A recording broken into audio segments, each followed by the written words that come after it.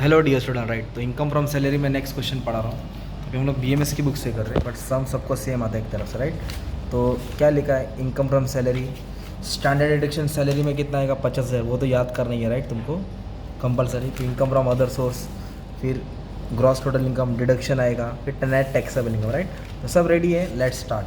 तो क्वेश्चन दिखाता हूँ, चलो आ जाओ। तो क्वेश्चन का बस में स्क्रीनशॉट ले लो आप लोग। Okay let's begin.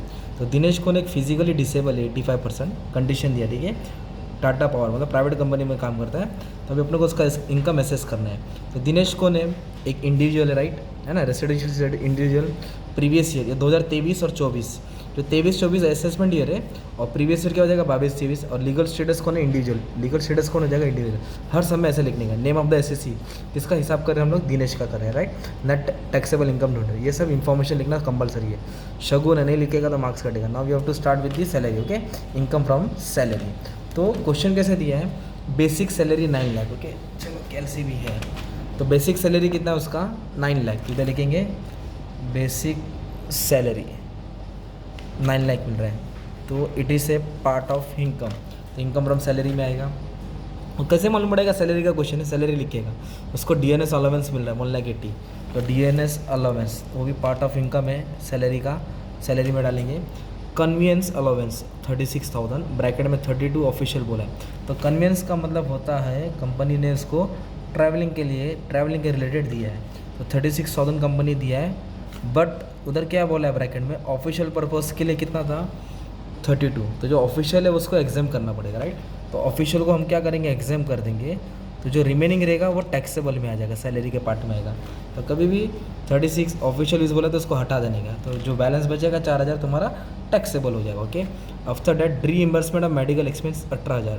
तो रीइंबर्समेंट किसका है, मेडिकल एक्सपेंस, तो ये एग्जाम्प्ट है, ठीक है। मेडिकल एक्सपेंस का एग्जाम कर देने का तुमको, ठीक है, टैक्सेबल नहीं आएगा। रीइंबर्स मतलब रूल चेंज हो गया, न्यू बुक है ना, उसमें रूल मेंशन कर दिया कि जो भी मेडिकल एक्सपेंस है उसको नहीं लिखना है अभी। ओके, क्योंकि हमारे पास बुक न्यू ईयर की लेटेस्ट की है।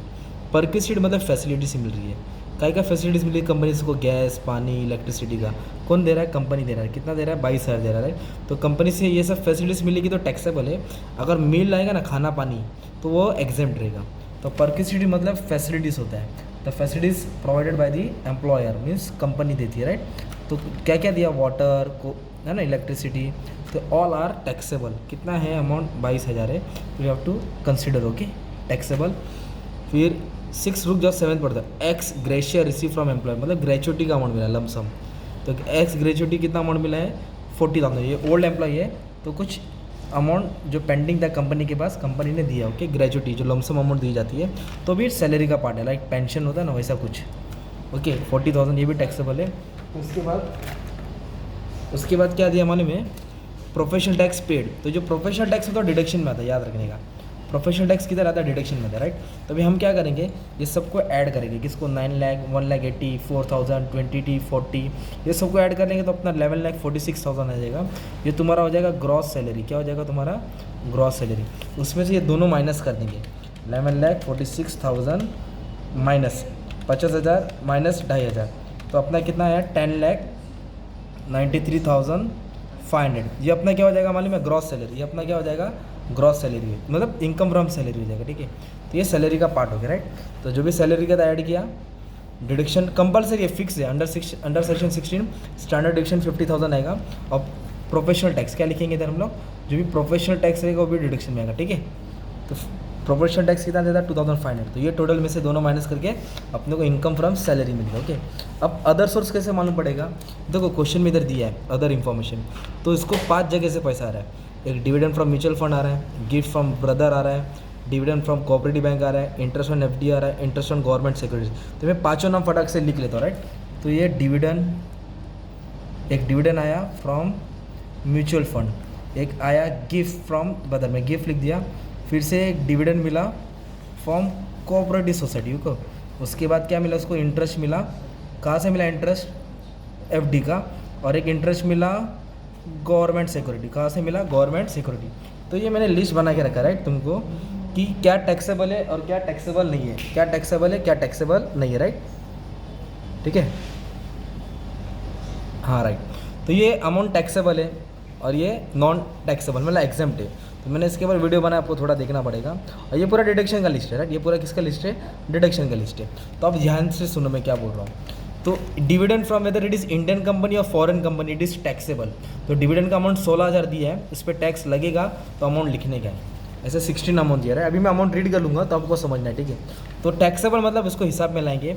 Gift from brother is exam, उसको टैक्स नहीं लगेगा उस पर, क्योंकि इसका लिमिट है 1 लाख। मतलब जो खून का रिश्ता है, brother sister mother father, 1 lakh से कम गिफ्ट मिलेगा तो एग्जाम्प्ट है, 1 लाख से ज़्यादा मिलेगा तो टैक्स बोलेगा। तो इधर गिफ्ट मिला है 60,000 तो एग्जाम्प्ट हो गया। Dividend from cooperative company whether it is cooperative foreign Indian company, all company dividend are taxable. Okay, तो ये सब टैक्सेबल है, तो अमाउंट लिखेंगे ना 12,000, राइट। उसके बाद बोला interest on FD, interest on government securities, कितना इंटरेस्ट मिला है 20,000 और 6,000, तो बोथ आर टैक्सेबल। 20,000 भी लिखने का है और 6,000 भी लिखने का, राइट। तो एक तो डिविडेंड फ्रॉम म्यूचुअल फंड मिला, dividend from cooperative bank taxable, interest दोनों भी क्या है टैक्सेबल। ये सबको ऐड कर लेंगे 16, 12, 20, 6, तो 54,000 अदर सोर्स से है। मतलब तो उसको कहीं और से पैसे का मतलब इनकम मिला है, ये सैलरी से कमाई या अदर सोर्स से कमाई, ये दोनों को ऐड कर लेंगे ना तो अपने को क्या मिलेगा मालूम है क्या, टोटल इनकम मिलेगा। क्या मिलेगा, total income, you can say gross total income 11,47,500, 11,47,500, ये हो गया उसका ग्रॉस टोटल इनकम, राइट। फिर डिडक्शन अंडर चैप्टर 6A, तो उसने अमाउंट कहाँ खर्चा किया वो भी हम लोग को देखना पड़ेगा, ठीक है। अभी ये वाला पार्ट तुमको सीखना पड़ेगा, मेडिकल इंश्योरेंस का भी आ रहा है, राइट। तो सुनो, तो सबसे पहले क्या दिया था मालूम है क्या, he paid medical insurance premium for इस अपने मार्क के लिए भरा, कितना अमाउंट पे किया 32,000।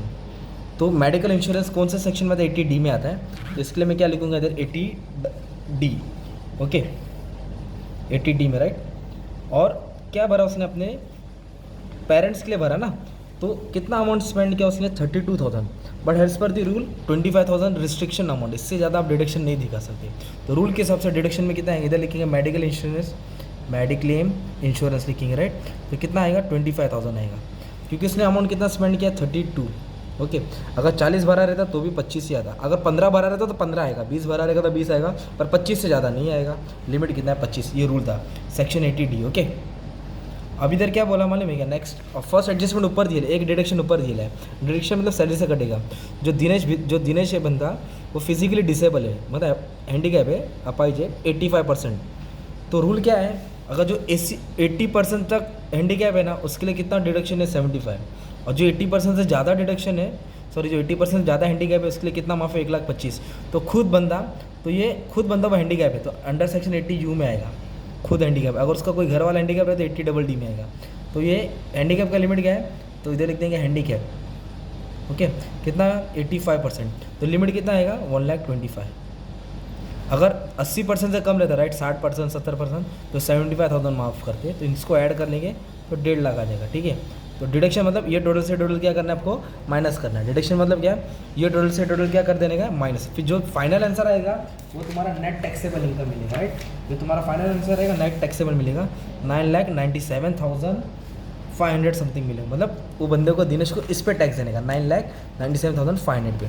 तो आपने क्या डिस्कस किया, salary, income from salary add करने का, total compulsory deduction under section 16 50,000 है, पहले वो माइनस करेंगे, प्रोफेशनल टैक्स दिया था वो माइनस किया, तो अपने को नेट सैलरी।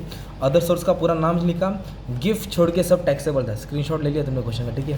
फिर दोनों को ऐड करके टोटल इनकम मिलेगा। फिर डिडक्शन में क्या था, मेडिकल इंश्योरेंस 32 भरा था पर 25 क्यों लिया, लिमिट है। और हैंडीकैप कितना परसेंट है, वो 85% है, तो लिमिट कितना है इसका 1,25,000, तो 1.5 लाख डिडक्शन। इसको सॉल्व करके इस पर इनकम देना पड़ेगा। ऐसा 15 मार्क का सम आएगा, राइट। तो अब अच्छे से स्क्रीनशॉट लेके मस में प्रैक्टिस कर लेना, ठीक है। चलो, thank you very much, all the best.